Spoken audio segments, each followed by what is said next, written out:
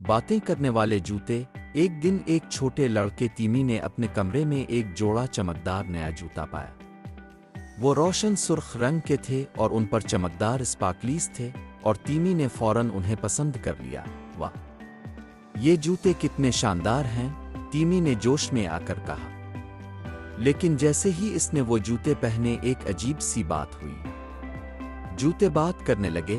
ارے تیمی، کیا تم مہم پر جانے کے لیے تیار ہو؟ بائیں جوتے نے کہا۔ تیمی اچھل کر پیچھے ہٹ گیا۔ کیا تم نے بات کی؟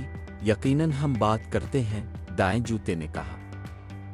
تمہیں کہیں بھی لے جا سکتے ہیں، تیمی شاکر اور خوش ہو گیا۔ ہم کہاں جا سکتے ہیں؟ جوتوں نے ہنستے ہوئے کہا۔ چاند پر، چڑیا گھر، ایک بہت بڑی پیزا پارٹی۔ تیمی کچھ کہنے سے پہلے ہی جوتے خود بخود چلنے لگے اور اسے گھر کے اندر تیز تیز دوڑاتے ہوئے لے گئے۔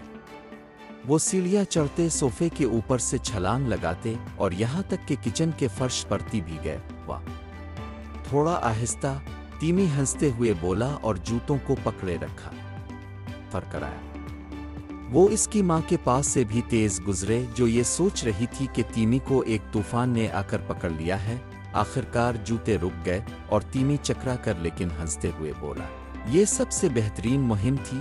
تیمی نے کہا، بس اگلے وقت کا انتظار کرو۔